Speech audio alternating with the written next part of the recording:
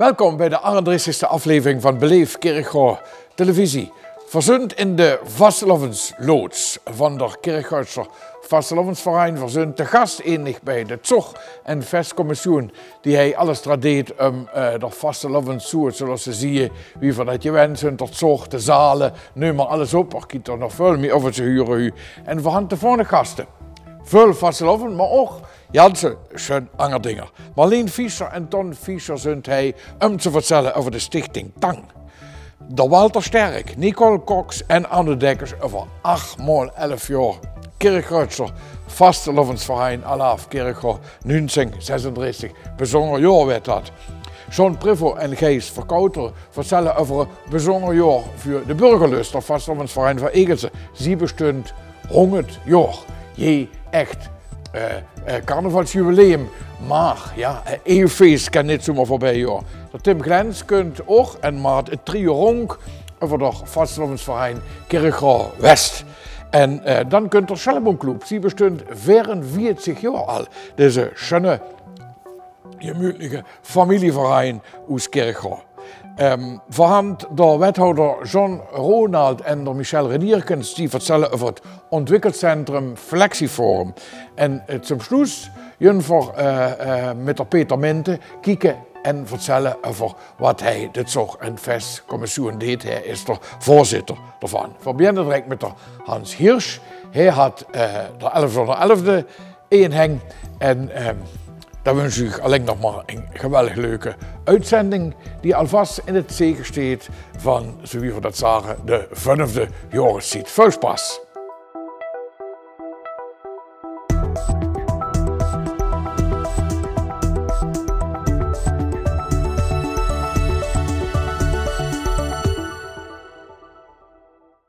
Wie staat verhad natuurlijk een Vastelovens-uitzending. Zomer kennen ze al bij enkel onderdeel nog. En dus voor zondag, maar iedereen zat natuurlijk in de hal van de Zog- en Festcommissie van de Kerkgoortser Vastelovensverein. En wanneer dan zie je het op de hingergrond huurt, hij werd je gewoon al. Je werkt aan de Vasteloven. En voor een smie, als ik zo om me kijk, is dat al de Prinsenrot voor 2025. Dus wanneer de jonge beeld zit, kan er van hem moest alles nog zo winken. Dan wisten ze ook dat dat werkje waardeerd werd, ook door de lui aan de beeldschermen. En dus, de Hans Hirsch, voor beginnen met de uitzending, dus we beginnen ook met het begin van de Vasteloven, van de 11e Hans. En dat zekens toen nu al voor het, is het tweede of derde jaar? Is het tweede jaar dat ik het zelf organiseer en presenteer, maar is al het 7e jaar dat het plaatsvindt. Ja, dus we hadden wel een 11e van de 11e eröffnung in Kerkgoor op de maand, maar ook on tour. En wat dat voorstelt, dat Jezus al nu uitleggen. Ja. Wat je gebeuren daar, want dat is het wichtigste hoor. Ja, wat Jezus doet. Wat ik doe, ik ga met nadat het seizoen geopend werd, waar het toch Kerkgoortser Vastelovensverein. Ja, met de kanonnen zie je. Met de kanon en alles erop en eraan. Junnig met een bus, met de beleefbus en 3 artiesten, Clara Zoerbier, de Ronnie Ron en René Reulings on tour naar de hulpbehoevenden, de alleenstaanden, de ouderen en de vierdelen. Ja. En welke locaties zijn dat dan? Ik begin in de Kapelhof, dan jun van de Vroenhof, dan jun voor naar Klingnolland en voor stoppen dan in Hoog Ansel. En daarna komen we op de maat en dan je het programma weer vanaf 11 minuten op 4. 11 op 4. En daarvoor had er enig die lui de Vastelovensje braad die niet meer zo vlot naar de maat komen, natuurlijk. En dat was inderdaad de bedoeling, ja. En daar jun nog je het lui met. Het Vastelovensje zich van Kerkgoor van vorig jaar je met. Daar je de wethouder die je met. En nog een paar lui die zich aan het aangemeld die je met. Dus voorhand de bus vol en nog een paar auto's. Dus en de krijgen zo'n verein binnen daar in die huizen. Ja. En is er al nieuwe zeg ook al door, of niet? Het nieuwe zicht dat werd, want de Vastelovensverein hing er terug op een gegeven moment acte présence, was het maar zo schön. Ja. Dan werd daarna het nieuwe Vastelovensgezicht van Kerkgoor gepresenteerd op een geweldige meneer natuurlijk. Ja, en dat is 60 jaar niet meer. Dat is nee, dat is nog goed. Niet er iets retten vanaf je naam nee, of dat. Nee. Ja, niks. Nee, ja, niks. En ik blief zeuren. Nee, ik ken ze, is niks weg. Dus maar dat is het best wel bewaard geheim wie de prins. Dat weet ik niet. Maar ben je in ieder geval zo even op zijn kerkgezag je heem. Ja. En we zijn zeer benieuwd. Want dat wordt toch vorig jaar de allereerste keer dat het Brit vaststelt zich hoe het verkeerd gaat. En nou ja, Jenneringen Koedem, dat hadden we al voor je zorg natuurlijk. En alle Angelu en de social media en nu maar op. Ja. En dan voor €6.500 voor de MS-stichting, voor jouw zwek. En dit jaar is dat ook wel een enge, een persoon, een man, een vrouw of een kind, met een aangrijpend verhaal. En daar werd ook een jouw zwek warm aanverbonden. En het blijft een keer gewoon. Het geld wat verdomme met ophalen met de platen. Dus de zuks wel allemaal met dat vanzelf zich wel allemaal een bepaalde... en vanaf van een jouw zwek eraan verbingen. Dat vind ik wichtig. Ja. Oké. Ik ben zeer benieuwd. En dat huren we dan op het tweede deel van het programma. 11 minuten op 4 bij Hinger Herjert terug. Dat vind ik aan. En vertel dan, wat kunt er allemaal? Ja, ik ben dan natuurlijk niet traditioneel, maar ik ben wel traditioneel, maar een beetje out of the box. Ik begin eens een keer met het andere muziek en dat is de albumische. Ja. En dan zeggen sommige lui, de albumische, ja, maar die hebben extra nummeren van de John Kwaadvlieg, van de Wormtaler, omgeschreven en dat werd geweldig. Vastelovend. Ja. Daarna natuurlijk, den we niet kennen, meester de Danny Pauwels, de Kinger, die hand van mij kwam allemaal. En ik een kleurplaatje krijgen, dat zijn er about 3000 keer. Die gaan ik zelf je bundel per klas, per school. Ja, ik doe me geen Zo'n hobby. Ja, is zo'n hobby, joh.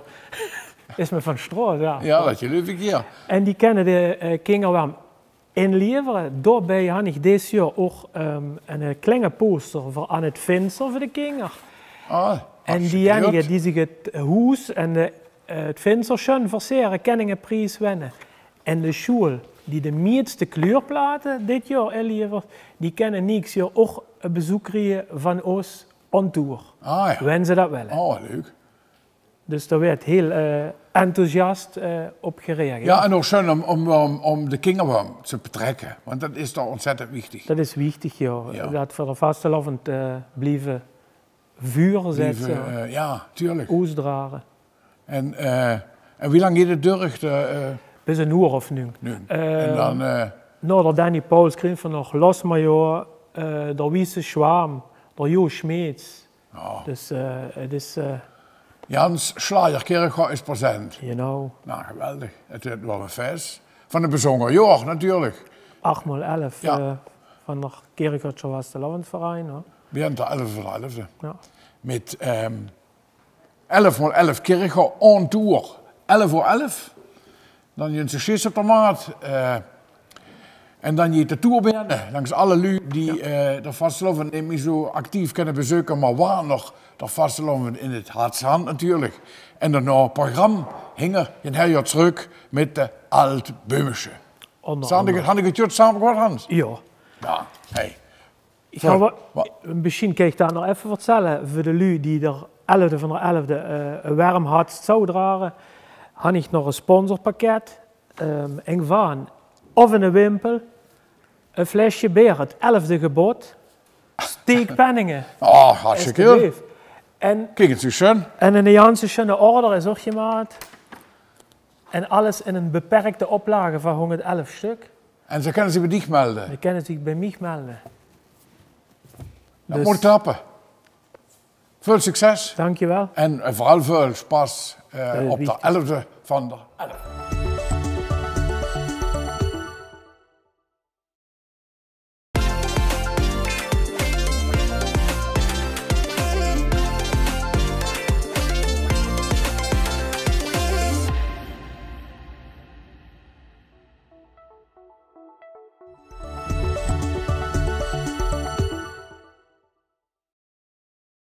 Natuurlijk zijn er andere dingen wichtig, boezen er vastelovend. Er speelt zich veel meer af in de wereld en daarvoor handelt aan de stichting Tang. En ik moet het juist zeggen, en Marleen Fischer, Ton Fischer, zijn hij om ons alles daarover te vertellen. In Nepal speelt dat zich allemaal af. Ja, ja. Hartelijk welkom. Nou, dan zal ik je op Nepalese wijze ook welkom heten. Nou. Dit is een vriendschapsgebaar en als blijk van waardering dat ik mocht komen. Namaste. Dankjewel. Namaste. Dankjewel. Namaste, namaste. Kijk, zo kan er van alles weer. Zo, dankjewel. Alsjeblieft. Nou, de stichting Tang had echt oes gepakt, kan ik wel zeggen. Alle soorten burger liggen op hun neus. Wat is dat? En Marleen, als je liever Nederlands praat, prima. Oké. We hebben een stichting in Nepal ter bevordering van het kinderleesboek. En toen ik daarmee begon met die stichting... Al heel lang geleden eigenlijk. Ja, al, hè? ik kom al 16 jaar in Nepal, maar onze stichting zelf, Stichting Tang, dat is 7 jaar. En in die 7 jaar kunnen we nu terugblikken, en daarom vond ik het ook leuk om nu die aandacht eens te geven aan de stichting, op heel wat we bereikt hebben. Maar dat heb ik niet alleen bereikt, dat heb ik bereikt samen met Ton. Linda Huntjens, die is mijn onze secretaresse, maar die kon wegens werkzaamheden niet bij dit gesprek aanwezig zijn, wat ik wel heel jammer vind. Ja. En Amber de La Haye, daar ben ik mee begonnen. Dit was ons eerste boek samen wat wij in Nepal gemaakt hebben. En met Amber heb ik ook de stichting. Ja. En inmiddels hebben we, dit zijn boekvertalingen. Ik probeer dan de rechten te krijgen bij de uitgever. Lamliskaat is in deze. En soms ook rechtstreeks van de kinderboekenschrijver zelf. Dat is onder andere dit, Kas de Kat, is pas gepubliceerd. En dat zijn dan Nederlandse boeken? Van Engels naar Nepali. En Nepali. Ja.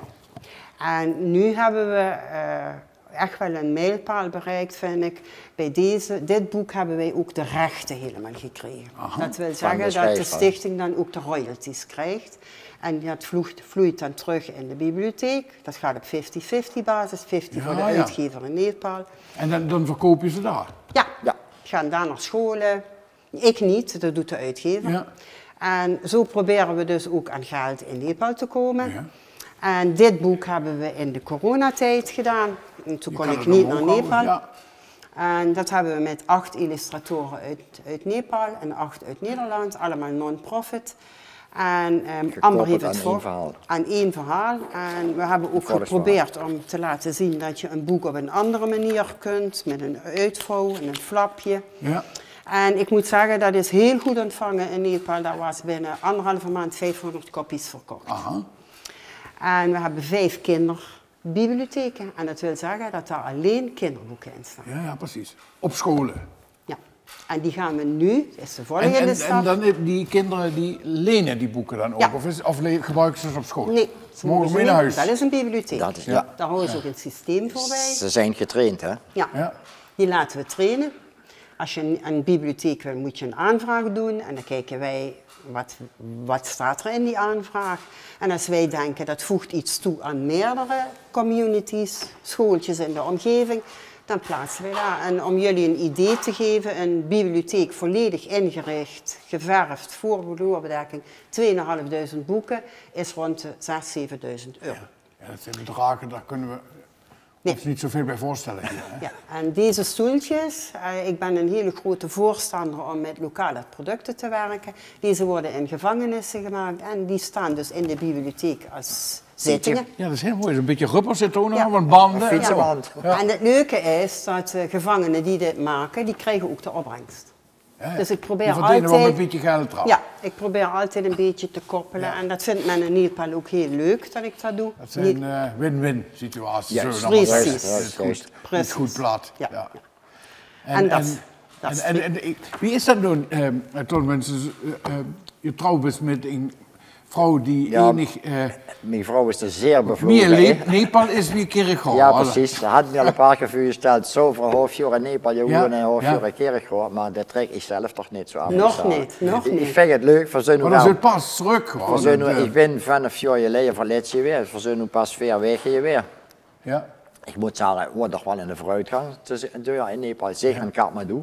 Kathmandu is mensen heel schoon, terwijl het een vies stad wordt, vol met rotzooi en afval en dat is allemaal opgeruimd. Ja.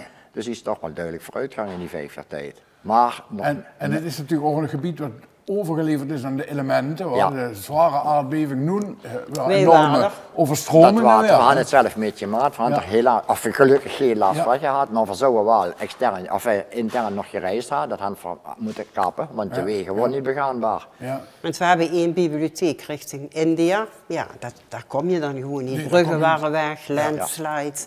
En ik zei tegen Ton, ja, we gaan niet iets over ons afroepen waar we naar de hand van denken, dit hadden we helemaal niet moeten doen. Ja. Dus wij hebben die tijd die we nu meer hadden in Kathmandu benut om met organisaties, met een lokale NGO te praten, om te kijken hoe kunnen wij dadelijk die bibliotheken over gaan hevelen aan de communities. Dat is de bedoeling. Ja. Dat wij als stichting Jullie daar helpen terug en daarna ja. gaan ze over. Dat is de bedoeling. Uit Dus jullie wij handen. waren uitgenodigd voor een groot literatuurfestival, Ja, we waren het eerste internationale kinderliteratuurfestival, 3 dagen. Waar heel veel mensen uit Sri Lanka, India, Maleisië, gewoon alleen uit Europa was iemand uit Denemarken en wij uit Nederland. En die kindertjes, dat is natuurlijk... That's it, daar doen we het daar voor. doen we het voor, hè? Ja. Ik heb een foto, zo'n collage achter elkaar en dan zie je een meisje in een school, die ziet voor het eerst zo'n kleurrijk boek, die komt omhoog en die zie je op een gegeven moment echt dit doen. En toen we 's avonds terug waren met de groep, zei ik, kijk, daar doen wij het voor. Dat Ja, en hoe is het dan met lezen en schrijven? Is dat onderwijs? Hoe is dat georganiseerd? Dat is Ja, daar gewoon bemoei ik goed. me ook niet mee, dat is vind ik gewoon iets goed. van de Ja. government. Ja, dat is van de regering. En kan je dit nu ook lezen ook? Al Ja, een beetje? nee. Ja, er zijn Want 2 scholen, hoor. Dat is government scholen en private schools. Ja. En government scholen, daar doen we alleen maar mee samenwerken. Ja, we want werken- die hand het nodig. Ja. Private schools, die Die werden hand je uit gesteund hun en oog. die Ja, hand... dat kunnen het zich dan... Ja. En dit Maar de lezen... taal is wel een barrière, hè? Ja, Of maar niet? om terug te komen of Ja. ik het kan lezen, dat is hetzelfde. We hebben in Nederland ook verschillende dialecten. Ja, tuurlijk. En dat is daar dus ook. Hoeveel dialecten hadden ze? 128 geloof ik. Hoe kan ik dan de taal beheersen? Ja, niet. Ik kan, Niet. en we hebben een hele goede tolk en we hebben in Nepal, dat wil ik ook nog even benoemen, een vaste dame, kinderboekenschrijfster, vertaalster, Anuradha. En zij is, ik noem haar mijn ambassadeur in Nepal. Zij regelt dingen voor mij als wij er niet zijn. Ja. Non-profit, Non-profit. moeten we ook benadrukken. Ja, Alles is geweldig. En dan nog één ding misschien, wat is de toekomst? Wat Een boek tuk-tuk. Oh ja, zo'n busje, Ja. Ik zou nog heel graag een boek een tuk-tuk. rijdende bibliotheek. Ja, om Voor die echt Heineer natuurlijk. Ik weet niet of ze nog bestond hebben. Van Hans de Wakker had niet een tuk-tuk, maar De boekfiets. maar wel boeken, bibliotheekbussen. Ja. Maar dan een boeken. Een klein tuk-tuk. tuk-tukje en dan echt in een gebied En dan ga waar je zelf kinderen nauwelijks rondfietsen. Nee. we hebben contact gezocht met wat jonge entrepreneurs Ja. en kijken of die met ons samen iets willen doen.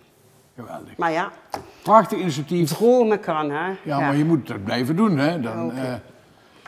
nou, hartstikke goed. En Heel ja, veel, goed, ja. ik heb zoveel ideeën, maar Ja. niet altijd alles kan waargemaakt Nee. worden. En we zijn daarmee begonnen met dat boek, Nothing Happened, als eerste vertaling. En nu denk ik steeds, Nothing Happened, er is heel veel gebeurd. Nou ja, dan weet je wat de volgende titel is. Dat is mooi. Ja. Dat er heel veel gebeurd Ja, is al. ja, ja. Hartstikke goed.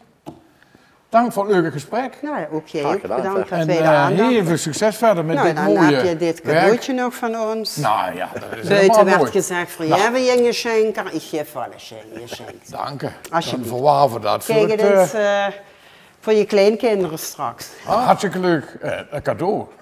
Erg blij met. Voor de kleinkinderen, want Ja. die er ooit in komen. Geniet En, ervan. dankjewel en heel veel succes in Nepal, Dankjewel. Stichting Tang. Dankjewel. En als het volgende titel komt, dan zijn jullie weer welkom. Dankjewel. Bedankt voor het komen, Dankjewel. Sean. Dat was Stichting Tang. Dan debat. Kerkhoor/Nepal. Dankjewel.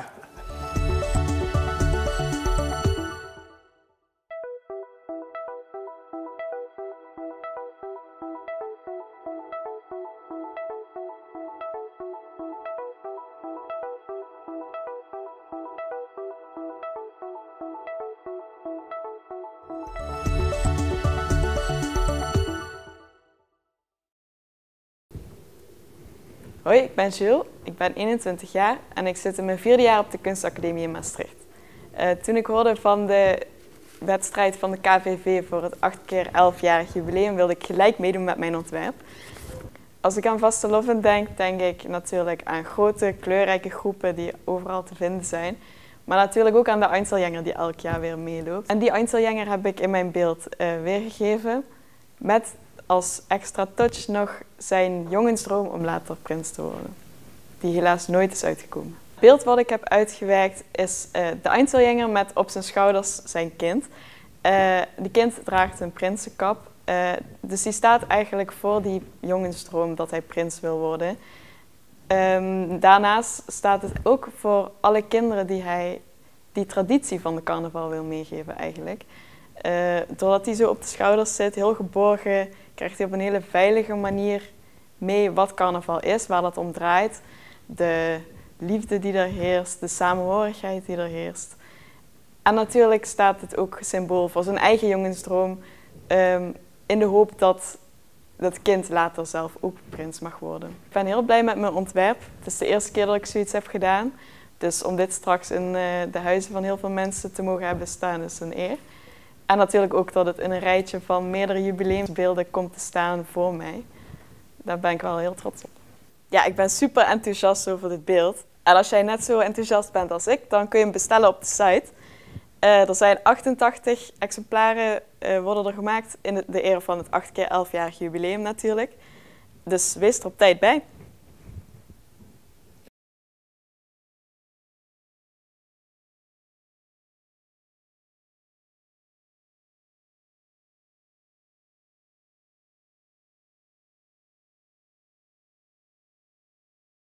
Achtmaal 11 jaar Kerkhuizer Vastelovensverein. Dat is wat dit jaar op de kaart staat, in de agenda staat. Hij Kerkhuizer prominent.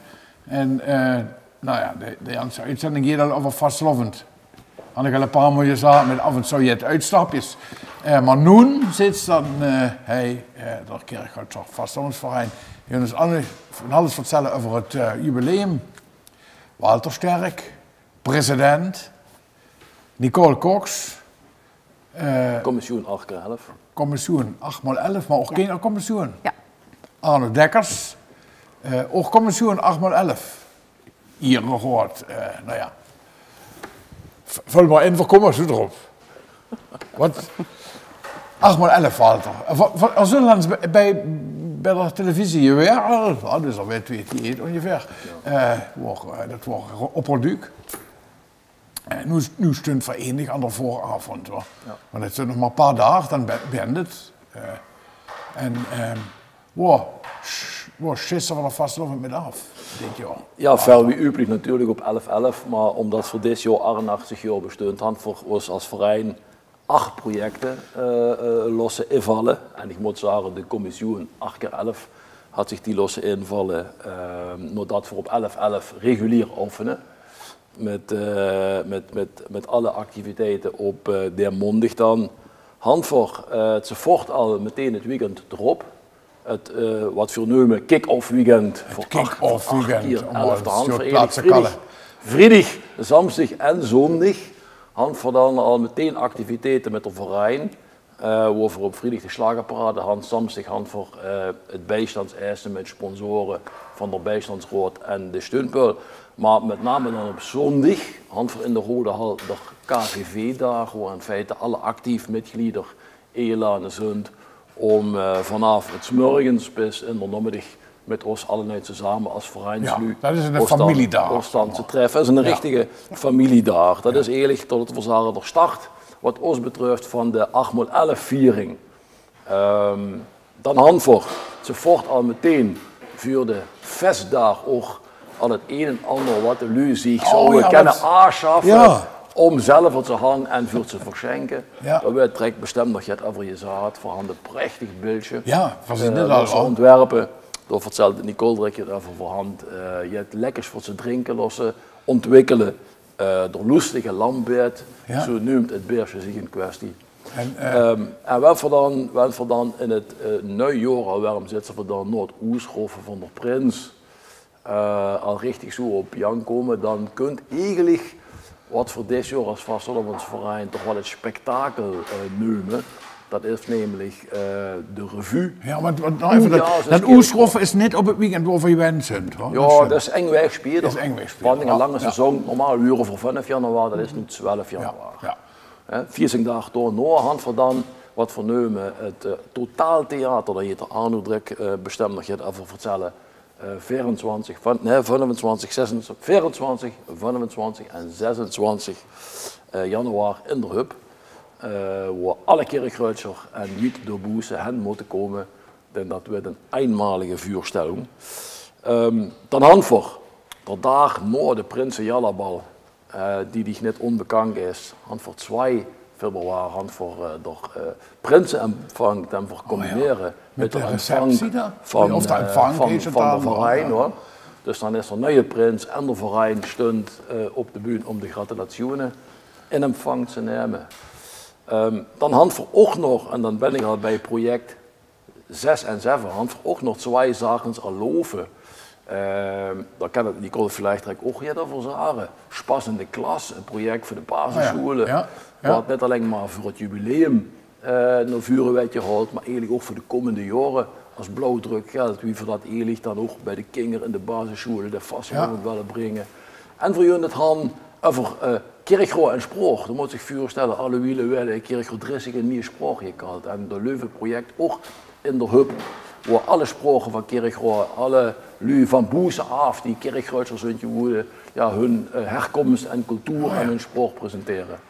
En wat voor dan aan de vastelovens samstig zijn, dan zijn voor iedereen wel Jans aan de sluis, wel van de gaan dat denken, maar dat is dan moeten we zeggen. Onherroepelijk kunt dat. E-mails, dan hand voor de grote jala ziet zo. En die staat natuurlijk ook in het zegen van 8x11 met een prachtige sluisnummer. En ja, dat werd ook spectaculair. Dus voor handen in Janshoofd, waar we ons op kunnen vrijen. Ja. We hopen natuurlijk ook dat het publiek groes op kunt.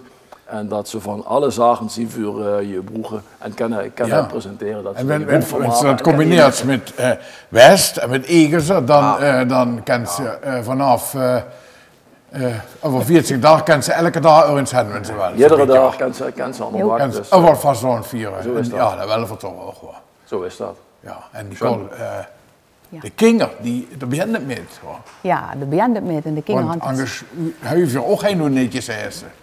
Nee, dat is zo. Dat stemt, ja. En wat is dat project met...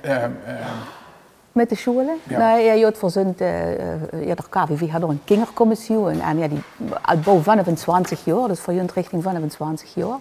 Oh, jubileum.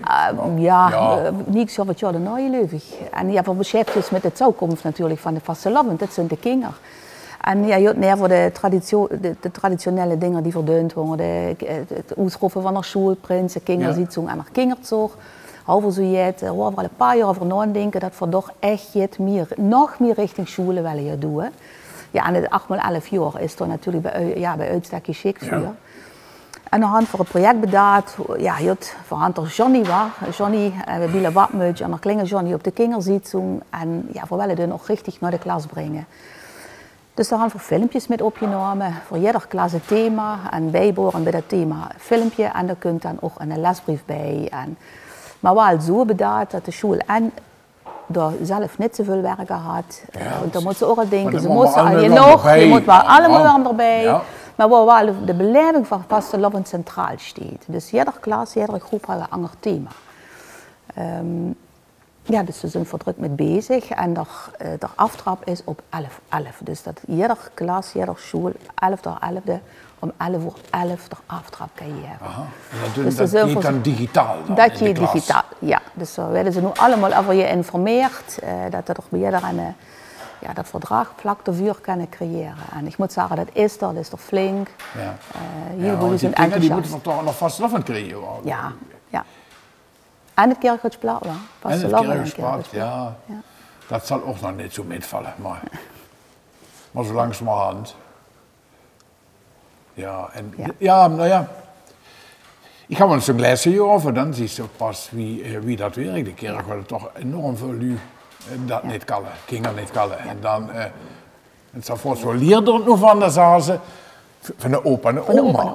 En de generatie ertussen zit, die spreken hem hier. Dus we hebben filmpjes opgenomen met Johnny, Klinge Johnny en een Janshoofd metwerkende uit de vastelavond. Dus Vessenzorg, de Spasminister, het Vastelavondsmuseum, het regiment. En die hebben we erbij betrokken, kinderen erbij betrokken.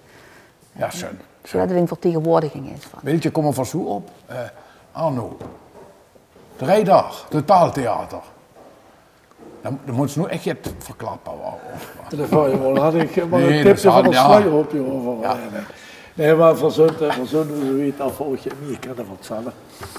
Het betekent dat het script verdig is, dat is de basis waarvan met weer zijn die aanvatten wel je hoort en je werk moet ik zeggen. Want uiteindelijk moet ze, het is geen theaterstuk, maar het is een deel van het totaal. En er werd hier gezongen, er werd ballet gemaakt, er werd hier gespeeld, er werd hier geprojecteerd en door Hasse een stukje theater. Dus het is een van de onderdelen. Dus wat dat betreft moet dat allemaal schön in die overjaar. We zijn inmiddels begonnen met repeteren. Dat doen we in het patronaat. Het zal zo wel moeten. De muziek is fertig, iedereen weet wat voor liederen dat komen. En nu moet eigenlijk langzamerhand, iedereen een aantal keren geproefd had, moet de puzzel neervallen en dan moet er van een aantal keren toetie-repetities gaan, waarin dat voor de aansluitingen kunnen plat maken, glad strijken. En dat is nog een heidenswerk. Maar is ook niet erg van. Ja, maar kan je het vertellen zo over de rode? Ja, het is 8x11. Dat betekent door alles wat er vastelovend een keer een groes had gemaakt, kunt voorbij. Al is het in woord of het werd je zie je, of we lossen het zie je door middel van projecties. We hadden natuurlijk met het Vastelovend Museum een geweldige partner over een zo beeldmateriaal had kennen krijgen. Door Peter Vincent, hij is daar mee bezig om dat te digitaliseren. Maar ook door, dat leuft over van het een en het ander. Dus ook door komen alle zagens, alle items die genoemd werden in het theater, die komen door op beeld voorbij. En het leuft over naar wie het daar zodanig is. Dat betekent in principe dat voor nu vrijdag hebben we de Rode Loperdag, zeg maar, dat is de première. En daar werd ook voor alle bezoekers die komen, werd er iets speciaals gedaan. En dan hebben we zondag en zondagmiddag. Ja, een matinee zondag. Maar verklappen dat we ook naar de zondagavondje. Aha, want dat kun je me extra voorstellen. Want de zondagavond is op een paar plaatsen genomen, Oesterkoor. Er zijn er nog een paar, maar dat is, het is weg, er nog een stuk of 6 kunnen verkopen, maar die had zich moeten zoeken waar ze eventueel never zouden moeten kunnen zitten. Dus daar had ik ook gezien dat het Oesterkoor is. Dus voor jullie zondagavond ook daar hangen, maar dat doen we samen met PRT, want PRT is onze co-producent. En de PR-actie, samen de promotie van PR, moet daar nog van start gaan. Dus we die mediatie hebben, dat hebben we met je maat, met dat grote product, met de Pancratius en de Koninklijke Harmonieverhalen, met Indy Schroers. Want als je het theater los ziet, dan is het binnen 6 weken, dan loopt is die hele los. Dus het werd veel meer uitverkocht. Nogmaals, op die andere dag is al kaartverkoop weer. We hadden er op dit ogenblik bijna 1000 van de 1800. Dus dan moet de PR nog beginnen. Dus wat dat betreft, gaat het los. Nou, dat is zeer spannend hoor. Ja, vier zelf ook. Ja, dat je leuk. Vier zelf ook. Je leuk. Want we kunnen kom af jou krijgen, maar het vertelt je het zo. De dood of de gladiolen. Ja, zo is dat. Zo is dat in het theater. En voor jullie natuurlijk, ik denk dat we langzaam dat ziet, zo'n beetje, zo'n sluisje voor ook natuurlijk even naar dat jubileumbeeldje, wat jullie kunnen bestellen. Ze kunnen het beer bestellen, alles op de website, werd ook aan dat leuf, trek, ongen in beeld. Maar ook het beeld. En, Nicole. Ja. Wat zijn het? Want, het beeld. Nou, het beeld is ontworpen door je meisjes Kerkgoor. Echt waar? Ja, door je Jules. En het is toch Einzelgänger met zijn droom. Hij is mijn dochter. Ja, dat is mijn dochter. Dus je hebt der Einzelgänger mit seinen Dromen. Und der Drom war natürlich, dass er ooit prins wil werden. Maar ja, de droom is nooit uitgekomen, maar hij bleef wel dromen. En ja, het ging van hem. Dan nam hij mee om vastelavond te leren kennen. Om te kijken wat is een vastelavond. Maar wanneer het is, er is er een filmpje van opgenomen. Ja. Dus dat kunt ook straks nog in beeld. Grabie van het beer. En er verkoopclub Jod. Dus ja, dat kunt dan met een rij van die angerbeelden.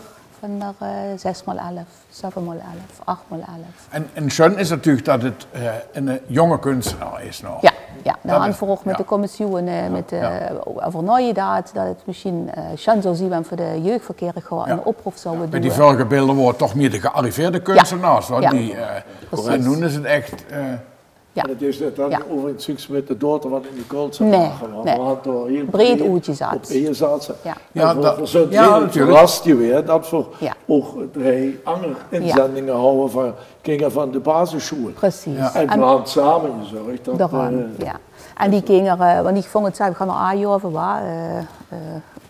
we moeten ook die andere kinderen die inzendingen moeten voor je naartoe. Dat was heel waardevol. En dat gaat nog een vervolg. Daaraan van Maria Stams had met die kinderen jeetje door. Wat daarmee kunt, dat is nog een verrassing. Dat is de kinderen ook nog niet. Het hangt er niet van de verrassing. Maar dat hangt allemaal in nee. Maar dat werd ook afgesloten, zodat het cirkel strak, ook voor het kinderprogramma en van de 8x11, dat der rond is. En dan is iedereen erbij betrokken die het had praat, zeg maar. Van jong naar oud. Het staat aan een beetje in het teken van verrassingen.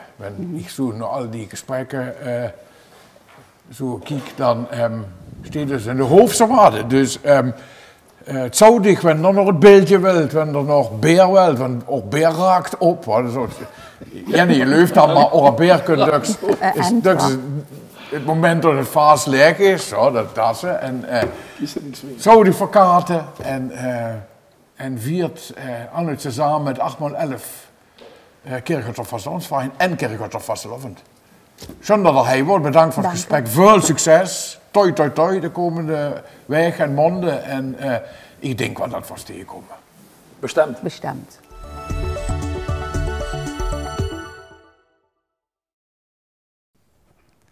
Radderaljoet, als herinnering aan de jubileum 8x11 Kirchhofer Vastelavondsverein werd er Jans speciaal beer gebrouwen. Door lustige lambeid. En zeg nou eens eerlijk, bij het huren van de namenlengel krijg je er echt richtig door. Nu ben ik op bezoek bij brouwerij Rolduc, zo wie kent zie je. Ik ga in gesprek met de brouwer Wim. Wim kan ik al vertellen over het speciale beer dat je brouwen is. Kom mee. Hey Rolf. Ja Wim. Is al door. Kom maar. Ja, zeker lekker. Wim, een lustige lambeid. Het jubileumsbeer van de Kirchhofer Vastelavondsverein. Wie is dan ontstaan? Ja, vanwege het 8x11 jubileum komt er Vastelavondsverein naar ons en vragen of we niet een lekkere herinnering aan dat jubileum kunnen brouwen. Ja. En we als Kirchhofer brouwers zijn er natuurlijk immer voor in. En we gaan de beer brouwen, de lustige lambeid, waar ook Kirchhofer honing in verwerkt is, zodat ze toch de link allemaal met de Hemelstad has. En wat erg lekker voet drinkt. Neem ons eens met, wie ziet dat proces uit voordat het beer helemaal bij de nu in het gelaat zit? Dat is nog wel een proces, maar ik hoor het kort. We beginnen eigenlijk aan deze met de mullen. Daar werd het gerstemout gemalen. En dan werd het gemalen is, dan brengen we hem naar de kist en hij aan mijn rijter zien. Ja. Daar werd het gemengd met het wasser. En maken we er eigenlijk platjes uit, dus een papje van. Ja. Vervolgens maken we hem langzaam warm en we pompen hem over naar de kessel wat stoel bij steeds. Ja. En daar halen we eigenlijk meteen door gerstemout uit het wasser worden. Wanneer we dat dus jotje filtert hand, dan pompen we hem over naar de kessel en hingers. En daar koken we het beer op. Op dat moment kunt ook de hop erbij en zorg ervoor dat het beer zijn houdbaarheid en zijn smaak heeft. En wanneer we heel verdig zijn, dan voegen we iets, in het geval van een lustige lambeid, de honing zo. Ja. En dan heet het door de keuler en werd afgekeuld. En met de koud is in de keuler, dan schikken we hem naar de vergistingstank zijn. En door hier te ongeveer 3 bis 4 weken, is dat het beer veilig is. En we hebben deze hier nog een flesje voor. Ja, Ralf, nou nog een gloze kijken wie dat beer allemaal je maat weet. Maar wie is dat nu naar de maand brengen? Ja, het beer, dat is te krijgen in je schenksdoos. Dat houdt in, er zitten 2 schöne flesjes beer, 2 keer de lustige lambeid. Daar zit het 8x11 glazen, schön glas, karakteristiek, schöne opdruk erop. Echt, ja, wat ze moet had, zou ik zeggen. Ze op in zet terecht. En ja, Nu moet er wel echt vlot bij zien, en op is op. Oeh, dat klinkt goed, moet ik zeggen. En dan? Kunnen ze dat alleen maar voor zichzelf regelen? Dat zie ik. Het zal natuurlijk schön zien voor zichzelf uit, maar hoe schön is het? Want ze dingen als je schenk kan ze even. En met de Weihnachten, met dingen van verjaardag, je weet hem te zeggen, God van dich. Zo'n cadeau is natuurlijk van iedereen helemaal schön. Uniek Kerigro. Uniek Kerigro. Ik wist het wel, reserveerde mich da meer als twee. Dat is goed, wat doen we? We hebben van alle moeilijk. En ik wil echt recht douche krijgen. Ja, joh. Hey, met had 3 ellen en het hangt boven Kerigro.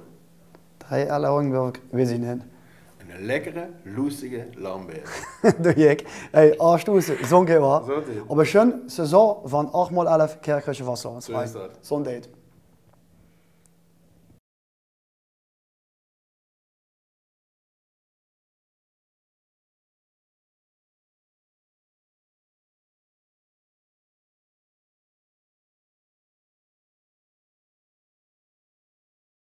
De evenementenkalender van november, en dat is natuurlijk gewoon ramvol. Ze vullen op te nemen, dus dat kunt nog naar een hoofd op de websites. En ik neem een paar dingen op voor jullie. 8 november luisteren naar het WMC Concert der Kampioenen in het Parkstad Limburg om Aroer. De 9 november speelt Roda tegen Telstar al om 4:30 middags. Parkstad Limburg Stadion, de 11e na. De overgaan het vullen van te zeggen. Vanaf 11:11 op de maat, Hinger Herjotsruk en doorgaans Kerkhoff. Intocht van dat Sinterklaas in Egelse is op 17 november om 2 uur.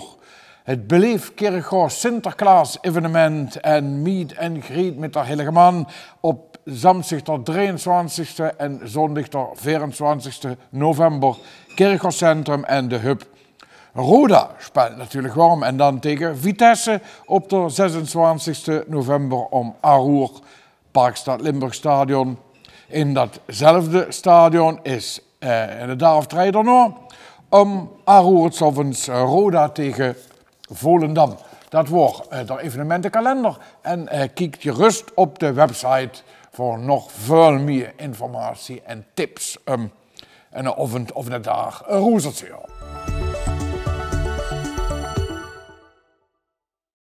Het is vastelovend wat de klok zal eten. En nu zit het dus in Jans bezongen vastelovendseizoen. De burgerlust uit Egelse. Heren, welkom. John, Gijs, John Privot, Gijs Verkouteren. En, want de burgerlust bestaat 100 jaar. Ja. Ja. En dat is natuurlijk niet, dat ze zeggen, een vastelovensjubileum, wat het drukken voor ons. Absoluut niet. En morgen 11, dus dat is dan... wat zeg je hoor? Dan is het 11 maal 10. Maar 100 jaar is natuurlijk wat me niet... Kan me niet zo voorbij laten. Dat kan me niet voorbij laten, ja. Nee. Dat gaat niet. Nee. In een eeuw vastelovensverein in Egelse. Ja, ja.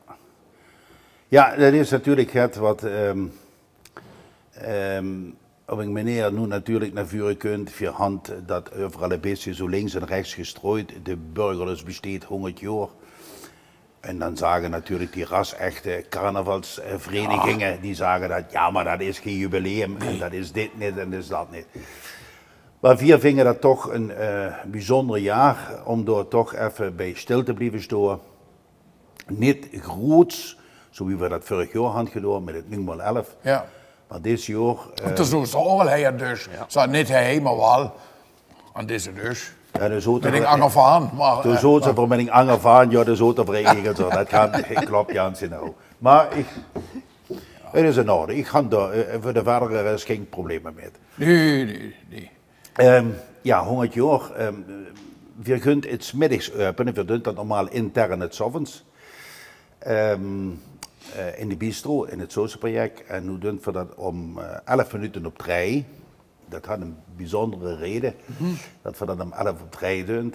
Dat we dan de vastelovend openen bij het oudste bekende huisje in Egelse. Wat gedateerd staat van 1631. Daar is het gevonden in een oude ekenhouten balk, dat huisje waarschijnlijk stamt uit 1631. En dat is het oudste bekende huis? Oudste bekende huis in Egelse. Ja. Nou, dat huisje was 6 bij 3 meter. Dat was niet zoveel. En onze, beter gezegd, mijn voorganger, de Jos Snijders, die ons helaas de vorige maand ontvallen is. Veel te jong is ze gegaan. En een persoon die toch het mede mogelijk had gemaakt dat hij vandaag ook zo zitten als burgerlust. Die echt die burgerlust richtig op een kaart had gezet. En daar zijn we natuurlijk ontzettend stolz op. En dat mag ook eens een keer genoemd worden. En Jos is toch ook een carnavalist in hart en nieren geweest.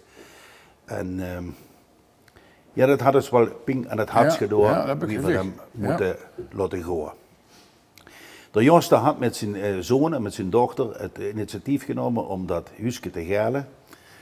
Je hand achteraf het ganse huisje moeten afbreken, want het stond meer op instorten.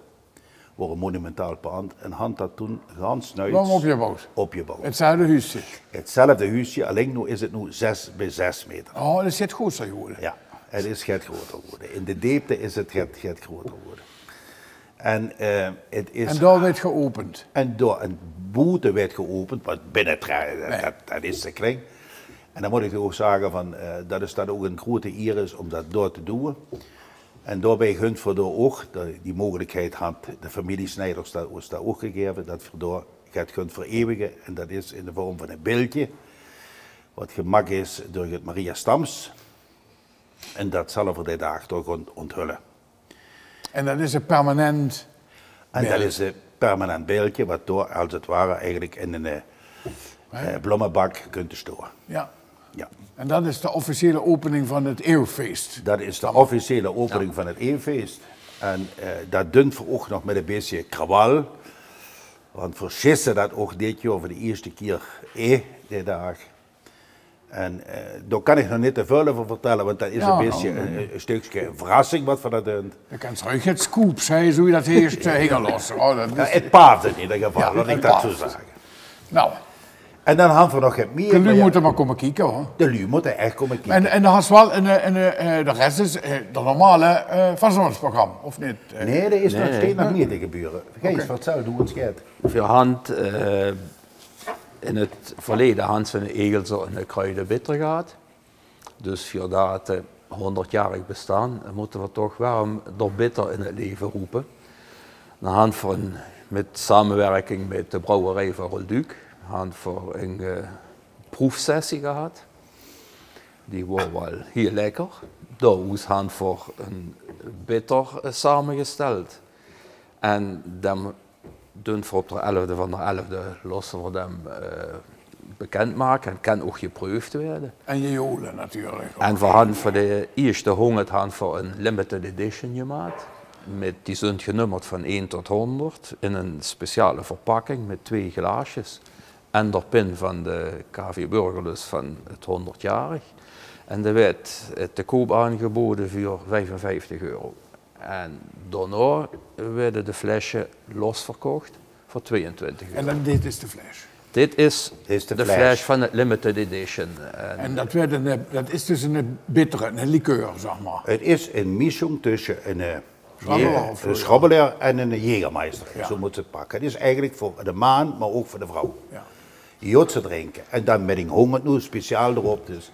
Genderneutraal is alleen. Ja, het is eigenlijk genderneutraal. En ik moet je zeggen, wenn innen nog een flesje moet hebben, dan moet ik gauw erbij zien, want ik handel er nog maar een paar. Ah. Limited edition, die andere had ik meer. Die zien toch geen Angershoes? Ah. Nou, die zien eigenlijk hetzelfde uit. Daar links zit door die 100 steht er niet op. Okay. En dan kiest daar natuurlijk ook die glaasje er niet bij enzovoort. Dus dat is wat. Dus die werd ze vast kwijt.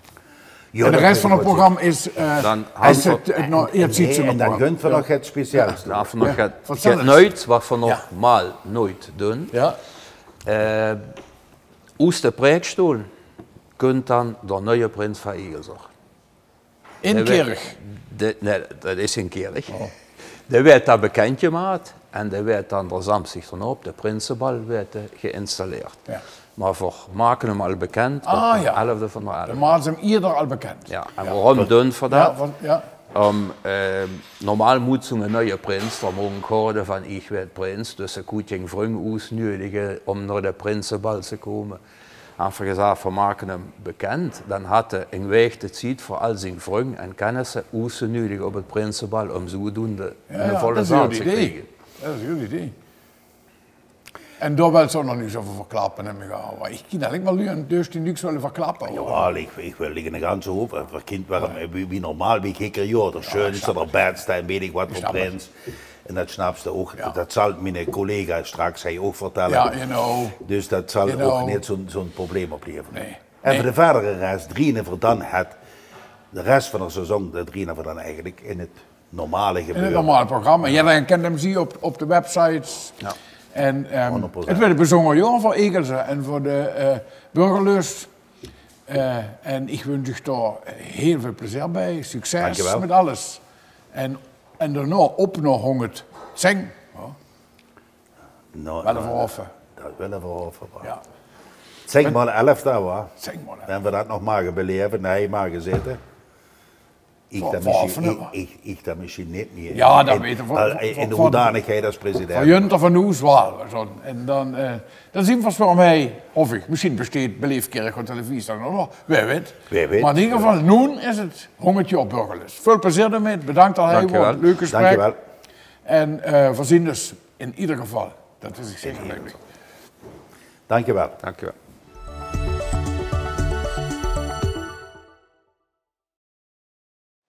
Confetti, hersbleerkleuren, ietsje naatsvoors, nate lengen zich, verjangenheid en dreumen van Noorvruit, wakker werden in morgenzon, stralen van vuurvruit, opstoor in der schatten van confetti, gedruigt een schien van vastelovend, dwarrelt neer oes de loet. Vervruid. Kom dans, de 11e van de 11e. Een schritten van, het is bouw vastelovend.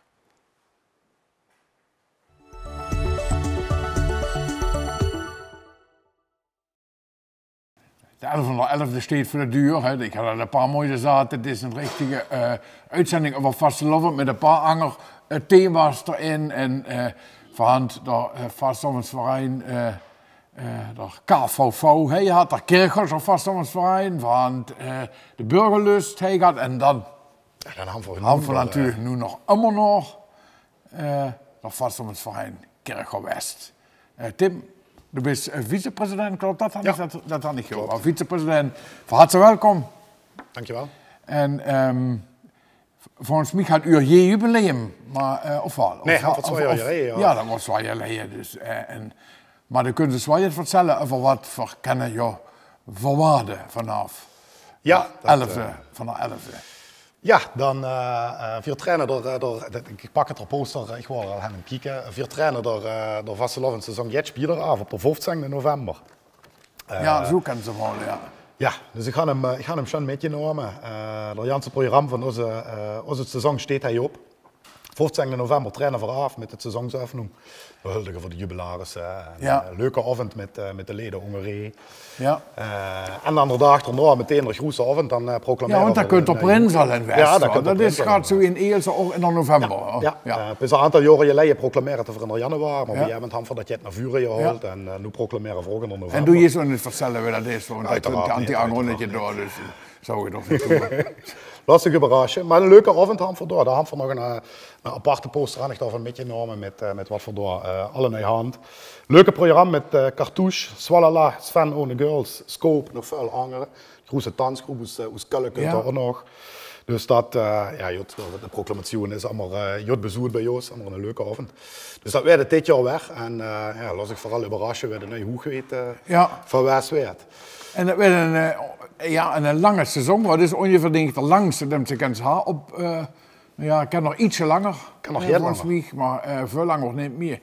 Vastelovend is in de maart, dat iets de 2 maart. 2 maart is er Vastelovend. Ja, maar nu het zo gaat, ja. Ja, natuurlijk staat er schon erop, inderdaad.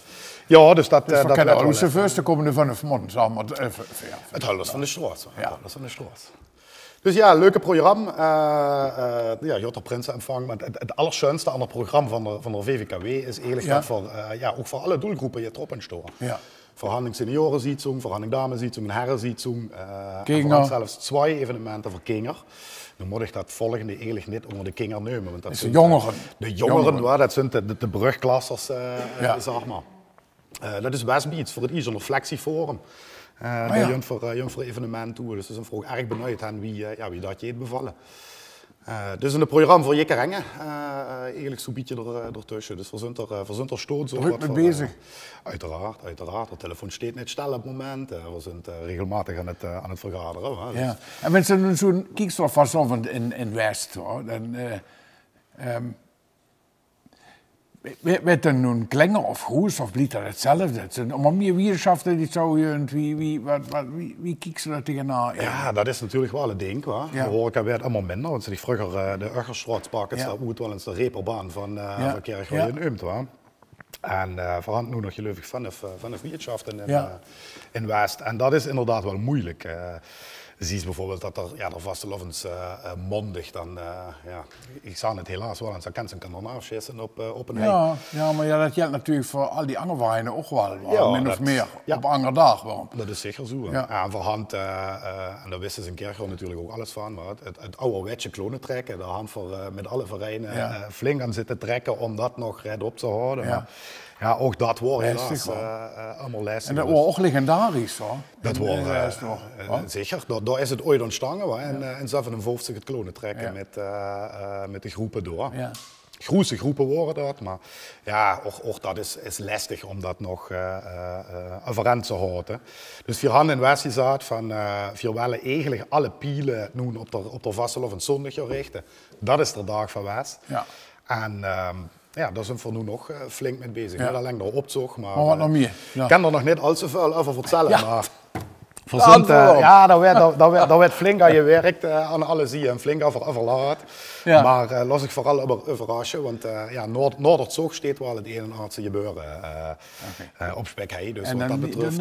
Zo'n klein tipje van de waarom moeten er nu komen dan? Waarom moeten er? Sowieso moeten ze zijn er al, want ze lopen er zo gewoon. En dat werd bij ons nog allemaal groter. En wat voor jaar zouden we willen zien, is dat de lui in West blijven. Dus daar je voor ook heel aan werken om door je chance neer te zetten, zodat we ook Noorder op zo'n vest kunnen vieren. Ja. Die is toch niks vertellen. Nee, voor de rest had ik nog wel even. De verrassing is ook schön. Ja. En ik zie nog de nieuwe orde al liggen en een pin. Ja, de nieuwe huisorde. Kan ze me een beetje omhoog? Ja, jullie toe. Kijk of je Jotse zie is. Ik kalplaat doe ook. Ja. Ja, we merken natuurlijk alle nee, het Kerkhoornsplat staat onder druk. Dus we proberen met deze huisorde proberen we wel je het met ze hebben. Ik kan nog zo'n rond trainen. Oh, dat is een soort dictionair dan of zo? Een mini-dictionair is het voorhand Heide Hollandse woord in de rang staan. Ja. En hij kan ze dan trainen en dan kan ze het woord in het Kerkhoornsplat en daar staat dan bijvoorbeeld een ormezeek staat bijvoorbeeld erop. Dat zijn dan van die leuke woorden. Dus de credits naar de president van ons, die had ze ontworpen dit jaar en we zijn er stoot op. Dus dit is wel even de presentatie zeg maar, van de orde. Ja. Zijn er nog niet veel te zien. Dus de hand van Wal, dat hand van in ieder geval dan. Hey, die kan er een tijd stijgen. Ja. Daar hebben we nog een bijbehorende pin bij. Daar zit niet dat trainende ding op dat oer, maar je hebt erg klein aan. Maar dit is er. Dat seizoenspang, zeg maar. En die is vanaf de 11e van de 11e is die op de webshop te bestellen. En is die bij de Primera op de carbonplay. Ik weet niet of ik reclame daaraf mag, maar dat is geen commerciële televisie, hoor. Dus dat wel hem hoor. Gelukkig. Nou, hartstikke schön. Nou, ik denk dat het wel een schön feest werd. Dat weet ik wel zeker. En zeker, dus zondag, dus dan moeten we alle nu naar West. Nu. Op de zondag moet er inderdaad alle naar West. Nou, waar dat sowieso wel allemaal waar. Dat zijn er ook allemaal meer die komen. Af en toe over een record aantal deelnemers van wie 3000 man die in de optocht metlopen. Ja, tuurlijk. Dat is geweldig. Langs de kant, dat kan er voor jou niet zellen. Dus wat dat betreft, dat zocht is booming bij ons. En ik zou vooral wel eens zeggen, blijf Noorderzocht nog gemütlich het standje hangen in West. En ook die paar weetschaften wat voorhand, daar is overal bombestimmung. Dus laat ik daar ook vooral lekker zien. Ja, ik wens u een geweldige seizoen. En West, veel plezier. En ik wens je een jonge prins. Dat is wel een leuke ding. Dat je het ook gaat komen. En dan kun je het ook met de vastelovend. Ja, want ik trouwens nog één ding daarop zeggen als allerlaatste. Ja, ik hol het gerade al aan. De spank staat dadelijk ook te koop op de webshop. Die webshop op de vvkw.nl staat overal op de posters ook. Daar hebben we nog veel meer leuke dingen te koop. Dat is nu een beetje... Echte merchandise. Echte merchandise hebben we erop staan. Vooral een hoofdvanen stond er op het moment op, maar daar gaat nog een Jansen hoofd bij komen. Maar ook voor de verzamelaars onder ons. En daar hebben we er een hoofdvaan in de vastelovenswereld.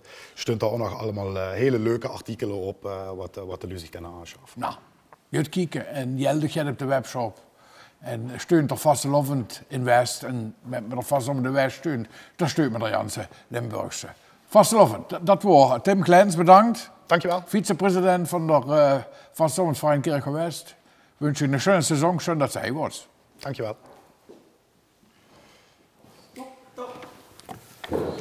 Wie am Schnürchen? Ach, so Döckel.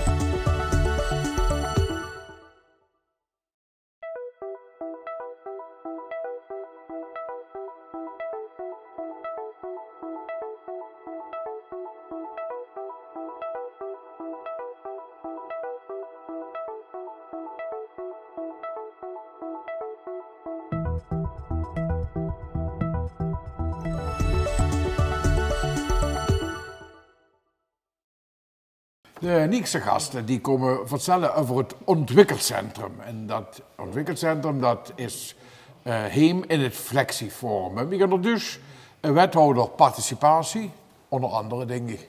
John Roland en Michel is het. Michel Renierkens van de bestuurschef van Woonzorg Elisabeth Stift. Welkom. Welkom. Schön dat hij zit. We hebben het onder andere gaan over het ontwikkelcentrum. Maar misschien is het schon om te beginnen met de vraag, wie is die mee op dat ideeën komen met die leerwerklijnen? Ja, daar kan ik dich van alles over vertellen. Wie lange hebben we een stond of twee? Ja, mensen dat we alle zo samen nog een minuut of 6 die is dan... Ik weet dat goed. Nou ja, laat ik het dan kort. Kijk, ons doel is natuurlijk wel dat het succes van de lui is ons doel. En een keer gewoon helpen we die niet in een uitkering, maar we helpen die aan werk. Ja. Zodat ze bestaan kan opbouwen. En een van die ideeën is inderdaad dus de werkhub. Ja, wie zijn voor de opkomen? De werkhub? De werkhubs, we noemen dat de werkhub. Ja. Flexieforum. We hebben gauw stakeholders, partners. Daar is het Elisabeth Stieft een van, ik kom daar direct op terug. Maar we hebben ook in het Flexieforum de ruilwinkel. Dat is een leerwerklijn. En daar kunnen jullie zich gewoon ontwikkelen om uiteindelijk uiteindelijk een baan te krijgen. Want dat is wichtig. Ja, die bestaanszekerheid, dat is wichtig. Ja. Nou, we hebben nog met Meander gekald. En Meander had op een gegeven moment tegen ons gezegd, kijk, wanneer u nu de lui kunt ontwikkelen, dan garanderen u al meteen een baan voor die lui. En dan hebben we het Stieft, ja, daar werken lui voor ons. En dan zal dadelijk vertellen over het successen die we daar bereikt hebben. En dan hebben we dus een samenwerking ingevonden om nu de mogelijkheid te geven om zelf waar we het zien opbouwen. En waar vangt dat dan aan? Met welke jeugd vangt dat aan? Komen die dan van de basisschool of komen die van de middelbare school? Oh, pas op, dat is een verkeerde lijn. Natuurlijk, de jeugd is heel erg belangrijk, maar waar we ons op specialiseren, zijn toch eigenlijk wel de lui die, wie ze dat zo schoon zeggen, never het putje pissen, die in de bijstand zijn. Ja, precies. Lui die nu het moeilijke handen om aan de slaag te komen. Ja, kijk, die zitten vaak toch in een ja, en in een visieuze cirkel. Ja, die komen er niet meer richting ons en die moeten hulp aan. Precies. Ja, ik geef je een voorbeeld. Ja. Ik ben eens een keer bij zo'n gesprek geweest. Er waren de mensen, daar hebben we een empowerment cursus gevolgd. En wie ik daar wat roes komt, dan denk ik, nou, dan krijg je nooit meer aan het werk. Ja. Maar uiteindelijk is de weer ontwikkeld worden, is bij hun terecht komen. Ja, en die toch geweldig goed vrijwilligerswerk. Maar dan ik kan daar zelf ook nog over vertellen. Ja. Dus Vertel. Nou, John had het over de succesverhalen. Ja. En zo zijn er natuurlijk meerdere. Je ziet dat de lui, wanneer ze bij ons komen, nog met muiten gaan, voor waarom de draad op te pakken, voor waarom vast werk te gaan, voor met anderen te werken, voor te communiceren, voor op tijd te komen. Dat is allemaal die problematisch. moeten in een bepaald gareel komen. Ja. Nou, en verdunt dat al gaat jarenlang. We hadden dat tot nog toe hadden we dat als bestuur allemaal zelf opgepakt, ook de begeleiding van die lui die bij ons komen. Ja. En wat ze ziet, we hebben verschillende groepen. We hebben een groep gastvrouwen en gastheren. Die werken dus samen met ons bewoners. En die doen alle dingen, waar de bewoner niet meer aan het zoeken, niet meer kent, zijn de niet-professionele handelingen. Die doen die. Dat is dan huishoudelijke activiteiten, zorgen voor het eten, samen de was doen, maar op zulke zaken allemaal. Ja. En dus is dat nu toevallig stroomt een mevrouw die 1,5 jaar bezig is geweest, die stroomt nu in als zorgassistent bij Meander. Ja, want dan kunnen ze dan bij u bijvoorbeeld in dat project, en dat is vrijwilligerswerk, want dat is nog in de uitkeringssituatie. En uiteindelijk is het de bedoeling dat ze een betaalde baan is. En dat is boven zo huur een soort van baangarantie, of niet? Bij Meander hebben we inderdaad, bij hun, een stukje baangarantie. Een ander project wat voorhand is, dat doen we met de gemeente Brunsum. Kijk via hand de ruilwinkel. Ja, dan kunnen jullie zich ontplooien in een winkel te kunnen gaan werken. En in Brunsum hebben ze een geweldige opleiding in de logistiek. Daar kennen ze heftruckchauffeur werden en weet ik wat. Wat gaan we nu door? Van de busje met lui vanuit Brunsum naar Kerkrade komen. En met hetzelfde busje jonge lui van Kerkrade naar Brunsum. Die jongen door de opleiding logistiek volgen. En uiteindelijk gaan die lui voor, ik geloof 6, 7 weken geleden, aan voor de ietsje keer de diploma's uitgereikt. En er is ook enge van teruggestroomd naar vast werk. Ja, kijk, en dat proberen we met de werkhub, met het ontwikkelcentrum te doen. De slogan is dan ook van, jouw succes is ons doel. Ja, 4 werken voor 3. Ja, en uiteindelijk gaan ze natuurlijk kiezen een situatie waar iedereen profijt van gaat. Precies, win-win voor iedereen. Ja. De overheid natuurlijk ook, die minder uitkering heeft betalen. Precies, en nu die zich gewoon in de economie begeven. Ja. Maar ook de werkgevers, werkgevers. Kijk, die nu werden begeleid met een werkcoach is erbij. Ja, het is niet zo dat we zeggen, hey, als ze enge bekijken. Die kan ze niet droppen. Die kan ze niet droppen, er kunnen een werkcoach erbij. En de begeleiding van A tot Z, zodat die lui ook makkelijk warm kunnen instrumen. Ja. En wie jeet het ze af dan? Had er daar beeld van dan? Die lui die uiteindelijk waarom in de arbeidsmarkt instromen? Ja, voor die lui is het best zo. Maar je dat jot? Dat je jot. Kijk nou, hij is een voorbeeld. Ja, en er zijn lui die opwarmingbaan handvangen. Wat jot voor hen is, ze krijgen inkomen, ze kunnen een pensioen opbouwen, enzovoort. Dus dat is toch een geweldige ontwikkeling. Ja, dat is het zeker. En dan had je voor dat soort dingen vaak wel een lange adem nodig. Hoor. Dat is niet, dan moet ze een beetje geduld met gaan. En is het dat je geduld je junt?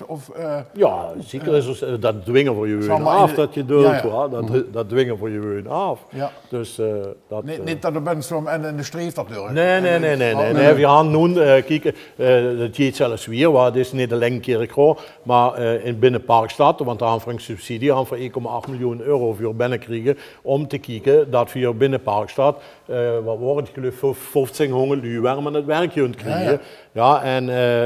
Dus verwerken op Parkstadniveau met andere gemeenten daar ook op samen. Kijk, de gemeente Heerlen die had de bovengrondse vakschool, wat ze schilder kent, de fietsenmaker, met 4 lui hand uit Kerkrade brengen voor die naar Heerlen.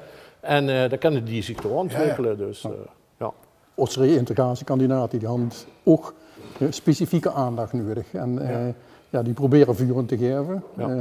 Bij woonzorg Elisabeth Schieft, wat ik u zag, had het bestuur dat een ganse tijd gedaan. En nu hadden we er straks per 1 december de werkbegeleiders erbij. Die dat op een professionele basis nog meer proberen te perfectioneren. En met het doel ook eigenlijk om ook die lui snel in te stromen. Niet monden en joren heen te laten zitten, maar tijdig al aanpakken en oppakken. Zodat ze ook weer snel kunnen uitstromen. Ja. En wat merkt ze bij u zelf dan? Aan jullie zelf, dat ze gelukkig zijn en happy. En, Wat ik van ons kan zeggen is dat de lui zich heem voelen. Ja. Ze komen met plezier werken, de stonden die ze werken en dat is best wel... Dus dat is best gemotiveerde karakter dan binnen. Ja. Nou, wenn ich terugpak naar de man, wat ik gerade als voorbeeld pak, der man had een ganze metamorfose ondergangen. Wie ich die iedere keer dan zo geworden in het dipje. Ja, en nu is dat is compleet ander mens geworden. Je had weer een zin in het leven en dat is denk ik wel wichtig. Ja. Dus ze ziet toch dat het mogelijk is dat ze Luwe Staputs kiest. Ja, zeker. Zo'n project. Ja. Anders moet er een keer komen kijken. Dat willen we van jaar doen. Ja, niet een keer opname bij ons. Ik neem aan dat ze zich noteren door die heer aan de omstund. Nee, dat is van hier. Ik kom hier kijken. Zo'n heel zo'n verhaal. En bedankt dat je deelt dat met ons en dat je hebt meer verwissen. Ook de Lugeem natuurlijk. Dankjewel. Ja, dankjewel.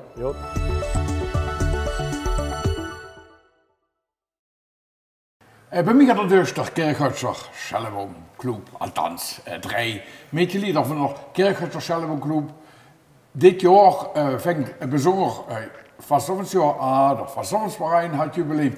Ook de Schellewoom-club, opgericht in 1981, betekent dat ze in 2025 viermaal 11 jaar vieren. Welkom, Nicole Cox, Frans Bloem, Paul Boumans. Dank u. Is dat ook meteen de vuurstang zo'n beetje? Of, nee. Ik ben alleen van de vuurstang. Oh, du bent alleen van de vuurstang. Ja. Dus, en hun zijn eigenlijk van het feestcommissie die dat ganse jubeljaar juntreert. Ja. En je zit nog al vanaf het begin erbij. Dat is eigenlijk een beetje het unieke eigenlijk van de Schellewoom-club. Ja. We zijn binnen een maand of 30 ooit begonnen. Ja. En op dit moment zijn we nog eigenlijk met diezelfde 30 man nog eenmaal bijeen. Ja. Dus je zou het kunnen zeggen, de verein had vast, maar ook alle aparte leden eigenlijk hadden ook 4 keer 11 jaar lidmaatschap eigenlijk bij de Schellewoom-club. En Nicole wordt nog klenger toen? Ik word nog niet klenger. We zijn er pas erbij komen wie de Schellewoom-club 1 jaar bestond. En dus, toen hadden ze dat op de kinderen moeten? En we zijn erbij komen en automatisch wordt ze als kind lid. En wenn ze de wet lid, maar de wet automatisch geïnstalleerd wanneer ze 16 jaar is. Zag ik dat richtig, Frans? Ja, zo heet het. Het is allemaal meerderjarig en dan weer de Schellewoom-club. Ja. Maar ik moet erbij, wat de Paul zei, ik ben nog niet van de BN, of niet? Nee. Ja, maar het is best zo liegen alsof je dat enig gegrond had. Ja, dat ligt erop. Ik ga er ook niet zo werken als secretair natuurlijk. Maar we zijn pas van 84 erbij. Van jongen is allemaal op skivakantie en dan ben je wat slecht weer. Jenne Schnee zijn voor in de Franciscanerstraße op zich gaan kijken. En dan wordt ze wellicht 2 pekser. Over van de Schellewoom-club en ze zijn verdreden. Precies, maar lot bepaalt dat. Ja. Precies. En wie is het enige allemaal begonnen? Ja, dat is natuurlijk een heel interessant verhaal. Die vrouw hou ik natuurlijk ook al verwacht. Echt waar? Ja, sowieso. Nou, dan moet ik terug dus naar 81. En 81, voor degenen die dat misschien nog weten, is een WMC-jaar weer. Is een muziekconcours weer. Ja. En dan hebben we met een aantal kameraden eigenlijk, manslu en vrouwlu, getroffen bij de Turken Mathieu. Met dat woord moet ze nu wel voorzichtig zien, wat Turken Mathieu, maar dat wordt toen Turken Mathieu. En toen dachten we, wat kunnen we ons eigenlijk doen? We moeten ons een keer iets gezelligs bij elkaar doen. We houden niet zoveel muzikanten echt in de gelederen, dus hebben we daar van instrumenten bij wie bijvoorbeeld de EKMC, wat een megafoonclub, dat zal het niet worden. Maar los wat terugkregen eigenlijk nog een ganz origineel instrument, wat jij daarin kent, door Schellewoom. Ja, en dus zijn we eigenlijk toen, daarmee eigenlijk weer jaren, we hadden op de 11e van de 11e, hadden we dus de akte losse passeren. Maar hadden we al geleerd dat WMC er of niet? Toen niet? Nee, op dat WMC hadden we er net over, we hadden meteen daarna eigenlijk dat idee opgepakt van een Amerikaanse showband. En we zijn dus eigenlijk toen op de eerste opzet toen meegegaan als Amerikaanse showband, waarbij nog eens een keer een pikant detail wordt, dat de manslu eigenlijk de cheergirls waren en de vrouwen eigenlijk de muzikanten worden. Ja, maar dat had natuurlijk wel dubbel gehad, dat de rollen omgedraaid ja, genau. Ja, het was wel ontzettend modern. Ja, we waren dat ziet wit verhoogd. We worden al woke, voor dat wordt überhaupt wel onzoveel. En wat natuurlijk ook uniek is van onze verein is met name ook dat we tijdens de optocht eigenlijk als eerste Helemaal dansje en je organiseert op de optochtloven. En dat zorgt dat je net kriskras door je heen. Dus dat was wel uniek, denk ik, op dat moment. Ja, had dat je er genomen natuurlijk. Ja, zo'n beetje. Ja. Maar u stond aan de wieg. Dus enig de core business, Nicole, dat is dan met op de opslagjonen begin en met een opslagjoen, vieren. Precies. En op een gegeven moment kwam ook dat we de Prinsjongen afrollen op zondag. En dan trof men zich en dan jong de Megafoonclub ook met nog meer muziekvereinen. En dan trok ze met bis op de maat. Ja. Dus, en dan joeg ze dan schon af op het gemeentehuis. En dan dat je voor bier, dat je voor zijn drinken. En dan zwarte aanzug jongen het gemeente. En de rest. En de rest beugt af naar de en du moet je zelf nog kunnen herinneren dat met Stoerprins wordt in 83. Dat van dich afgehold aan bij min 15 graden. Met een nakse bee toen. Ja. En spekkenaaien hand voor de Jaanse groeptijd met jong toen. Dat kan ik me zeker nog herinneren, natuurlijk. Stel je 4 uur van je eerste dag. Ja, en wat we ook nog allemaal doen, ook door het jaar en half hoog allemaal Freundschaftstreffen of een fest daar, de Stiftungsdag, maar ook weekenden daar voor jongen. En voor met de Jaanse Siebschaft daar, daar waren we dus maar met de kinderen met 45 man op zo'n kampeerboerderij, los voor te zeggen. En dat waren allemaal ruig, bedaarde. Ja, dat was echt wel, waar je een retreat, los voor te zeggen. Dat zie je echt vurig. En nu een jubileum. Ja. 44 jaar, 411 had besloten omdat het Jansjaar Durg. Ja, voor door Jans jubileumjaar wat ze maken eigenlijk. En vervangen dus nu aan. Ja, is natuurlijk niet zo dat je meekelige daar. Dus de 11e van de 11e hand van mij eventjes je parkeerverhand. En nu van de 11e handvuur intern met de Janse groep. Handvuren een gezellige middag en avond. Bij de Willy Aken zo blij hij. Dus en dan doen we dus eigenlijk de aftrap naar het jubileumjaar. En dan je voor de ieder kwartaal proberen voor dan een activiteit, een flinke activiteit te doen. Verklappen of mag dat nog? Ja, dat mag, maar ja, de vastelovend, dat is natuurlijk toch een beetje traditioneel, waar. Dat blijft natuurlijk wie het is. Met de opzorg voor niet mee, want ja, de gemiddelde leeftijd van de lui is toch nu ongeveer rond 70. En de hand van toch wel veel opzicht, hand van toch wel jaren al. Dus dan doen we toch wel iedere dag actief, maar wel op een bescheidene manier wie vroeger. En dan hadden we in de mei, juni een grote familie daar, waarop de kinderen en inmiddels natuurlijk ook de kleinkinderen natuurlijk uitgenodigd werden. En hun voor eigen spektakel maken en oblier hij bij de Sint-Willibrocht, bij de scouting. En dan hadden we nog als afsluiting eigenlijk, en dat moet dan klap op de vuurpijl worden, dan hadden we nog einde van het jaar, dus rond de 11e van de 11e, een grote festavond. En dan werden ook oudleden voor je vrocht, er werden gasten voor je vrocht, er werden wieten voor je vrocht, wat voor vereinslokalen. En dat is dan volgend niks, joh? Dat is niks, joh. En dat is er eigenlijk ons 44-jarig jubileum met af. En het is in het vereinslokaal bij de Marcel, aan de Slaarboom.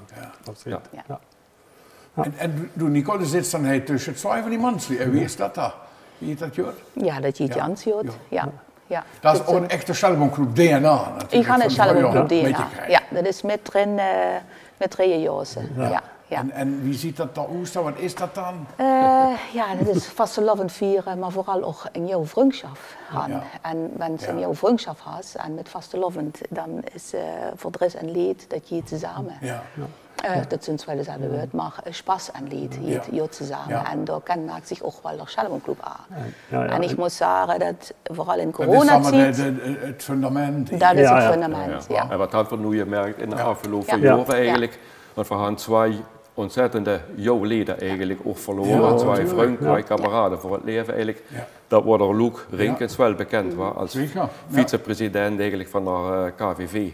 En het is Gerda Jacobs. Ja, voor Brazilië nog aan afscheid moeten nemen. Dus, en dan merken ze ook eigenlijk dat voor meer zijn wie met je woont in de verein. Eigenlijk meer nog wie een familie zou dat is een beetje cliché, maar het is een koerse vastlovend Schelboomfamilie. Maar is toch dan in die situaties is men dan toch schon bij en zijn voor echt vrienden aan. En helpen elkaar. En dat is ook wichtig. En dat is enig ook het fundament van de kerk of vastelovend. Eigenlijk wel. Ohne dat je of vastelovend niet. Denk je niet. En ik wens u veel Spaß en plezier met het 4x11 voorkomensvast hier. 4x11 dat zal ook een tweeveltje van. Schelboomclub. Dus, ja, maar je het andere drukkerieholen doen.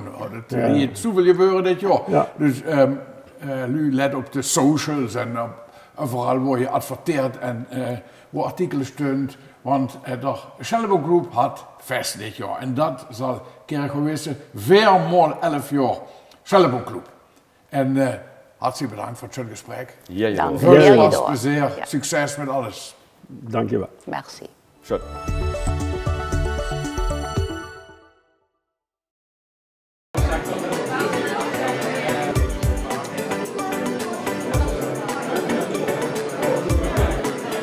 Het sluit perfect aan bij het hele concept Flexi-Forum dit. Leren, werken, leven, dat is wat we willen, dat is wat je hier kunt. En als je ziet, het heeft bloed, zweet en tranen gekost, maar het levert wel een fantastisch resultaat op. En dat resultaat is niet iets wat wij hebben gedaan, dat hebben we met z'n allen samen gedaan. En daar in ieder geval ontzettend bedankt voor. Als stuurgroep zijn we in ieder geval ontzettend trots op dit resultaat. Zeer indrukwekkend, dus daarvoor in ieder geval ook dank. Trots. En waarom ben ik trots? En toen ik hier de eerste keer naar binnen kwam, worden een puinhoop. Ja, niets worden. En Roger heeft me ervan overtuigd en zei, wethouder, ik beloof zich, het werd fantastisch. En wat ik heel leuk vind namelijk is, dat we het gedaan hebben met mensen die hier in het Flexi-Forum huizen. Is dit weer een van de pijlers die we hebben om mensen te leren om te gaan binnen de horeca. Maar van de andere kant kunnen we het ook vanuit de aanmoediging gebruiken om op een eenvoudige manier te leren koken voor weinig geld. En dan hebben we hier een fantastische inrichting. Dus voor mij, ik ben apen trots op jullie. Applaus voor jezelf.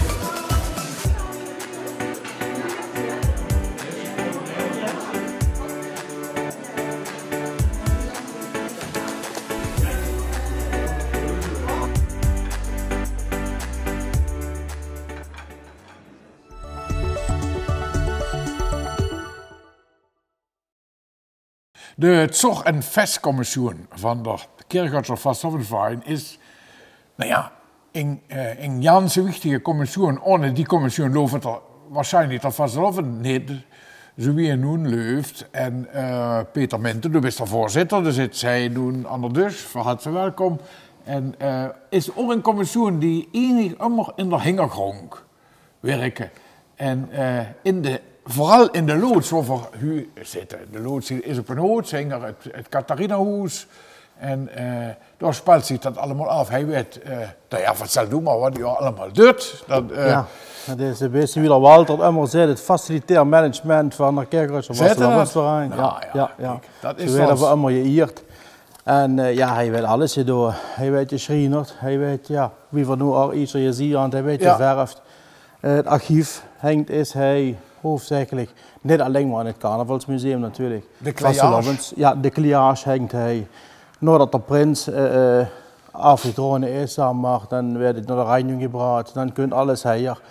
De kleurage van de zitzungen, van de hostesses, alles is hij. Ja. Alles is hij bijna. Ja. En ja, het hoogtepunt eigenlijk per jaar is dan dat we deze voor de Vastelovend de halzitzung aan de Steuland. Dat is ondertussen een traditie. Ja, we hadden een eeuwovend.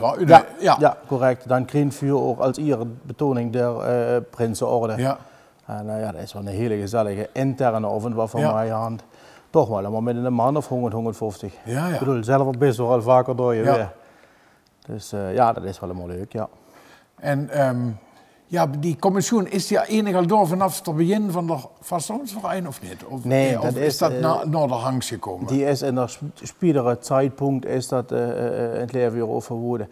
Precies wie wat, ja, dat zijn we nu hoe dat zoeken. Want sinds dit jaar 2 actieve dames. Die zitten volledig boven. Ja, maar dat zijn allemaal mannen weer. Ja, correct. Van sinds dit jaar hebben we 2 dames erbij. En die zitten echt iedere maandag of boven in de Bugger, in het archief te bleren en Ziedonker, Roeseree te zoeken en neem maar op. Om te kijken wat de geschichte van die commissie is eigenlijk. Ja, correct. Maar ook die geschichte van ons. Want ik ben zelf al vrij lang bij de Vastelovensverein en toen waren ze al. de commissie bestond toen al, bijvoorbeeld wie Prins was, 40 jaar geleden of 41 jaar geleden. Toen was die commissie al door. Het heet wel de Vestzorgcommissie, maar niet het Zorgvestcommissie. Ja, dat is inderdaad vroeger ook geworden 2 commissioenen. En eens in de 8 jaar had dat bij 9 door. Ja, dan zijn ze 3 voor eigenlijk. Ja, het stukje overgenomen voor een jaar of 3 geleden van Joost Stevens, hebben we ook al jarenlang voorzitter. Ja, dat is gewoon een geweldige groep. Ja. Hoewel we ook nu een leuk nieuw bloed erbij krijgen en jong bloed. En, want nu kunnen ze melden. Ja. En dan hoeft ze niet per se een schriener te zien of een aanstrieger of hoeft niet per se. Nee. Maar ze de hengels verstegen kennen het. Ja, absoluut. Ja. Dus, maar het is niet dat er alleen maar dit heen die handen werden, zo we moeten ook met de organisatie van de zitzingen. Organisatie dan niet, maar hoofdzakelijk het opbouwen. Dat was schon een samenwerking met de René Engels voor dat. Het loopt echt geweldig sinds een paar jaar nu. En ja, samen steunversterkingen maar. Ja. En wat hele hal, want de wens die hadden hoor, die zijn het eigendom hoor, en die werden dan ongehouden, gerenoveerd, werden ook nieuw wens gebouwd hè? Ja. Der waren waar we nu, dat is de Ierhoudsman. Ja. Die is voor 2 jaar geleden Jans nieuw gebouwd worden.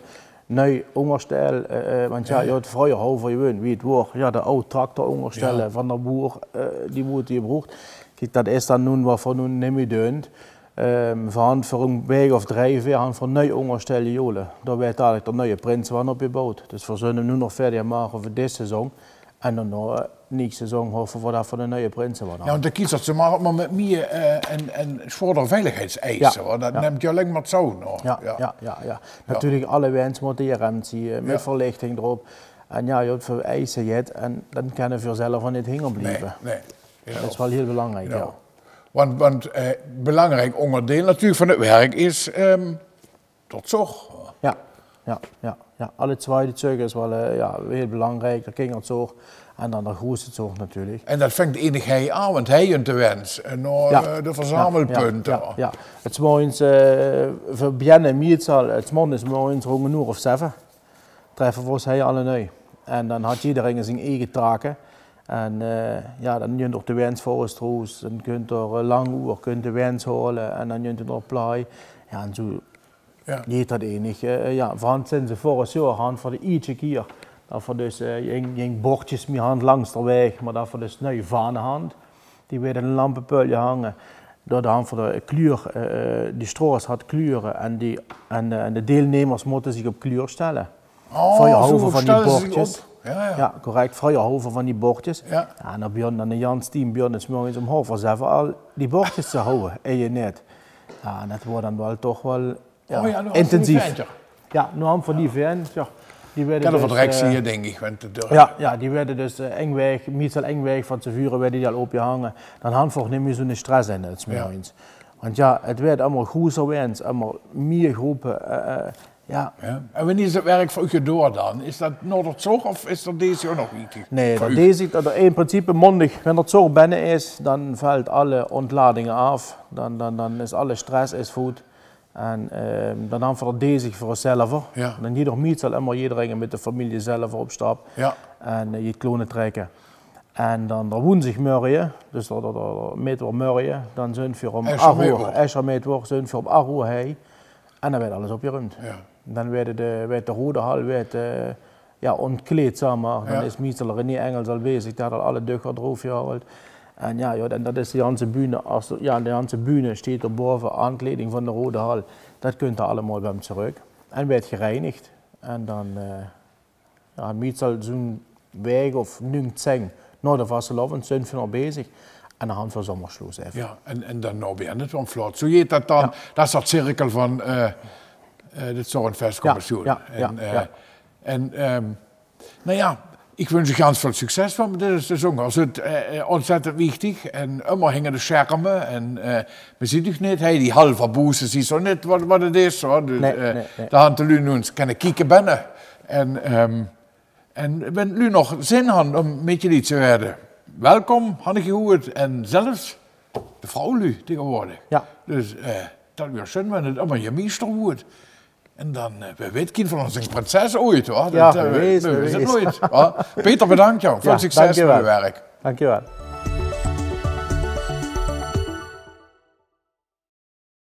Dit wordt de 31ste uitzending van Beleef Kerkgouw Televisie. We komen uit de vastelovendsloods van de Kerkgouwse Vastelovensverein. Voor hoeveel vastelovensonderwerpen natuurlijk ook voor hoffen dat het u bijzonders veel vooruit had gebracht en dat er ook eens een kijkje achter de schermen had kunnen gaan. De volgende uitzending, ja, dan staat de Weihnachtszeit voor de deur, is op zondag de 1 december verzond dan in de Villa Bergstein 1924. En vieren daar samen met de villa de hongerste verjaardag. Voorzien de Geerworm op de 1 december. Dat was Beleef Kerkgouw Televisie. Houd ik goed, blijf je zo.